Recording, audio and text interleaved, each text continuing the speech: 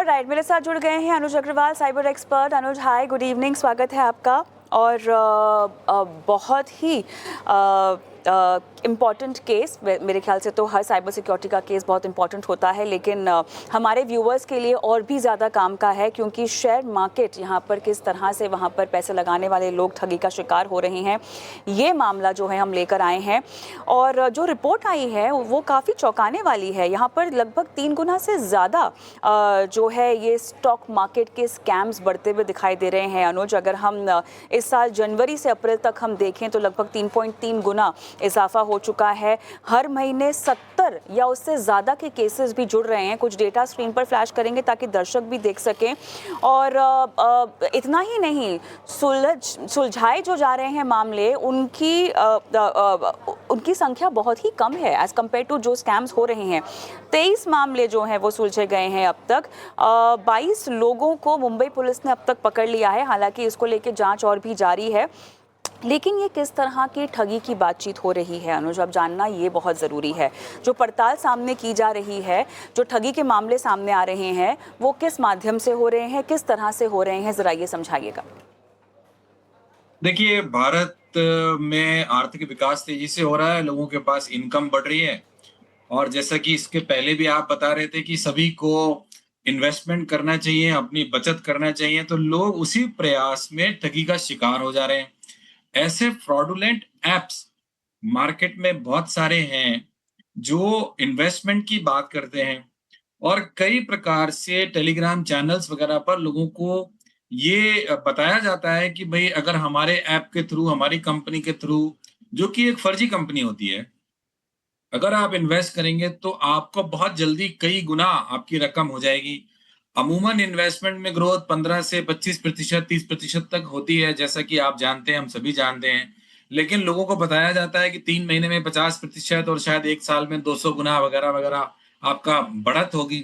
फिर एक ऐप दिखाया जाता है जिसमें कुछ हजार रुपए का इन्वेस्टमेंट करने के लिए कहा जाता है। कई बार तो फ्रॉडस्टर खुद ही आपके नाम से इन्वेस्टमेंट दिखाते हैं और फिर दिखाते हैं किस तरीके से वो तेजी से बढ़ रहा है। और बस उसके बाद जब लोग कन्विंस हो जाते हैं तो इन फ्रॉडस्टर्स को इन्वेस्टमेंट एडवाइजर और इन्वेस्टमेंट कंपनी समझ के अपनी गाड़ी कमाई की रकम दे देते हैं। और जब उसको निकालने की कोशिश करते हैं 6 महीने 1 साल, या जब भी उन्हें जरूरत पड़ती है, तो उन्हें पता चलता है कि वो निकाल नहीं सकते और उनको तरह तरह के बहाने बताए जाते हैं। कुछ को तो यहाँ तक कह दिया जाता है कि उनके खिलाफ अब ईडी की या सीबीआई की जांच शुरू हो गई है, इसलिए उनको पैसे नहीं दिए जा सकते और उनकी जानकारी अब ईडी को शेयर की जा रही है। तो ये एक बहुत ही मकड़ जाल इन्वेस्टमेंट के नाम पे बना हुआ है, और जिसमें लगातार, जैसा कि आपने भी बताया, इजाफा हो रहा है। इन्वेस्टर्स को बहुत सावधान होने की जरूरत है, और ऐसे खतरनाक फर्जी, डुप्लीकेट, फ्रॉडुलेंट एप्स जो कि इन्वेस्टमेंट के नाम पर चल रहे हैं, उनसे बचने की जरूरत है। एक सवाल मुझे ये पूछना है, देखिए, मामले रिपोर्ट हो रहे हैं, कार्रवाई हो रही है, टर्न अराउंड टाइम इतना कम क्यों है? जितने इजाफे हुए हैं उसकी तुलना में अगर हम देखें तो मामले जो सुलझ रहे हैं अनुज, वो बहुत कम है। क्या ये इसीलिए है क्योंकि ये लोग हाथ में नहीं आ पा रहे? क्या ये इसीलिए क्योंकि ये पैसों का मामला है? क्या ये इसीलिए है कि हमारे पास इनफ इंफ्रास्ट्रक्चर नहीं है? देखिए, इसमें जैसा कि आपने भी कहा, कई सारे कंट्रीब्यूटिंग फैक्टर्स हैं। एक तो इसमें जितनी तेजी से इजाफा हो रहा है, उतनी तेजी से हमारे पास trained cyber expert police personnel नहीं है। दूसरा, ये साइबर एक्सपर्ट, ये जो साइबर क्रिमिनल्स हैं, ये इंटर स्टेट गैंग्स हैं, और ये कभी भी अपने स्टेट में विक्टिम्स को निशाना नहीं बनाते हैं। अगर कोई गैंग मध्य प्रदेश में काम कर रहा है तो वो अमूमन महाराष्ट्र, उत्तर प्रदेश या आसाम के लोगों को टारगेट करता है, और law and order state subject होने की वजह से स्थानीय पुलिस को दूसरे प्रदेश में पहुंच के कार्रवाई करने में मुश्किल होती है। तीसरा, ये फाइनेंशियल मैटर है, और इसमें जो धाराएं लगाई जा रही हैं एफआईआर में, वो ज्यादातर बेलेबल बन चुकी हैं। इस वजह से भी पुलिस कहीं ना कहीं सुस्ती से काम कर रही है, या लोगों को नोटिस देती है। अब क्रिमिनल्स तो नोटिस के बाद और सावधान हो जाते हैं, उसके बाद उन्हें पकड़ना मुश्किल हो जाता है। तो कुल मिला के इस समय जो एटमॉस्फियर बना हुआ है लॉ एनफोर्समेंट के सामने इसको टैकल करने के लिए, वो बहुत एनकरेजिंग नहीं है। नंबर्स बढ़ रहे हैं, क्वांटिटी बढ़ रही है, लोगों का जो प्रोफाइल है इसमें पढ़े लिखे लोग भी बहुत बड़ी संख्या में फंस रहे हैं, लेकिन मामले सुलझ नहीं रहे हैं।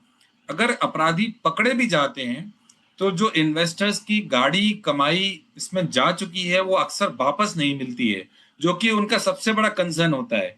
तो कुल मिला के पुलिस पिछड़ती नजर आ रही है और अपराधी फुल स्पीड पर चौके छक्के मारते नजर आ रहे हैं। मुझे अब ये बात आपसे समझनी है बिकॉज़ देखिए जिन भी माध्यम से ये सब कुछ हो रहा है अनुज, बहुत मुश्किल है लोगों को आइडेंटिफाई कर पाना कि वो ठगी हो रही है या नहीं हो रही है उनके साथ।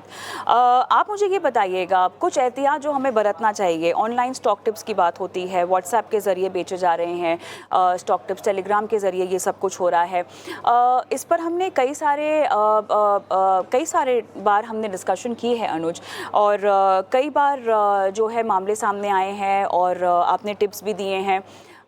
टारगेटेड यहाँ पर लोगों को फॉलो किया जाता है और मैं चाहती हूँ कि थोड़ा सा लोग इस पर ज़्यादा ध्यान दें। महिलाएं हों, वरिष्ठ नागरिक हों, यंगस्टर्स हों जो ज़्यादा वल्नरेबल होते हैं अनुज, उनको स्पेसिफिकली टारगेट किया जाता है। इसके बारे में ज़रा बताइए कैसे एहतियात बरतनी चाहिए।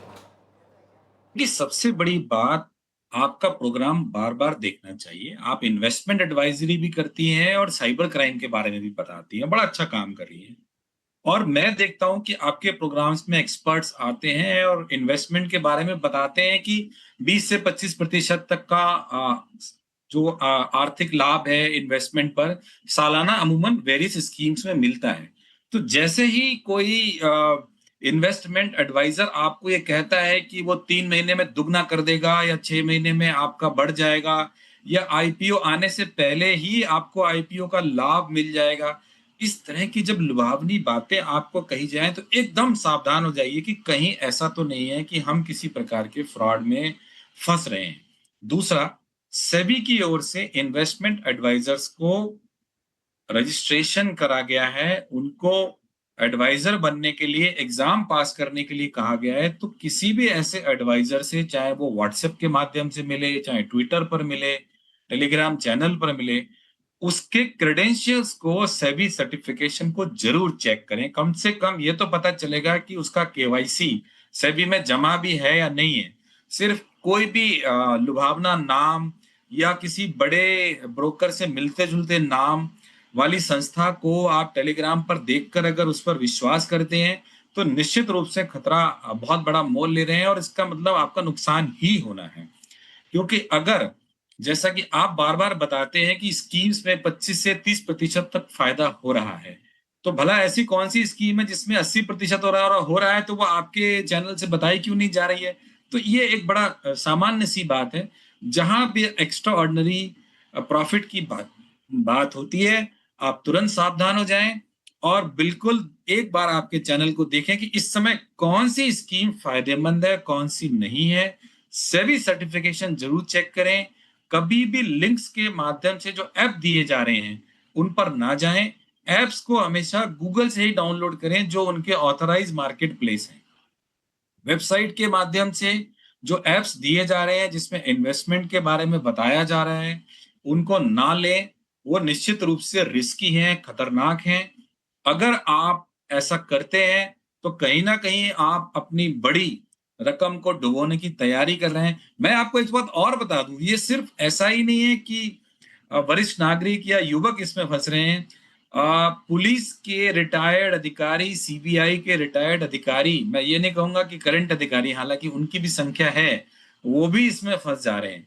तो अगर कोई व्यक्ति इसमें फँस रहा है तो ये बहुत बड़ी बात नहीं है, लेकिन जैसा कि आप अपने प्रोग्राम के माध्यम से बराबर प्रयास कर रहे हैं और आज हम बता रहे हैं, अब हम ये चाहेंगे कि जितने लोग भी इस प्रोग्राम को देख रहे हैं, उनमें से कोई भी विक्टिम ना हो।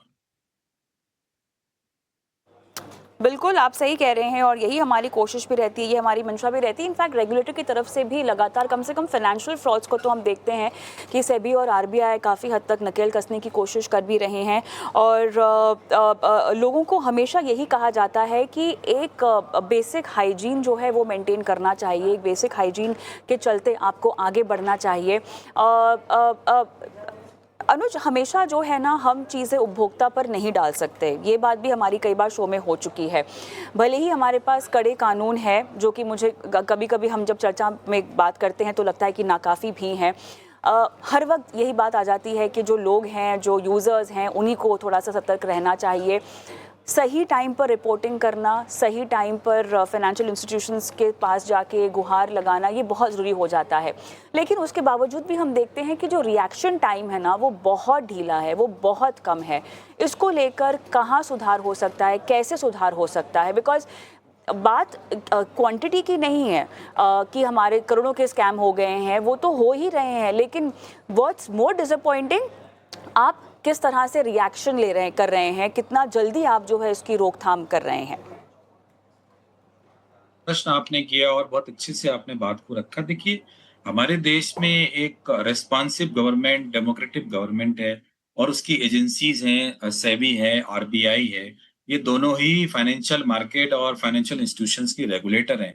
इनको आज एआई इनेबल्ड टूल्स को यूज करके प्रोएक्टिवली, यानी कि किसी प्रकार के ऐसे फ्रॉडस्टर्स मार्केट में एक्टिव हों या वो किसी को शिकार बनाएं, उसके पहले उनको पकड़ना होगा, उसके पहले उन्हें रोकना होगा।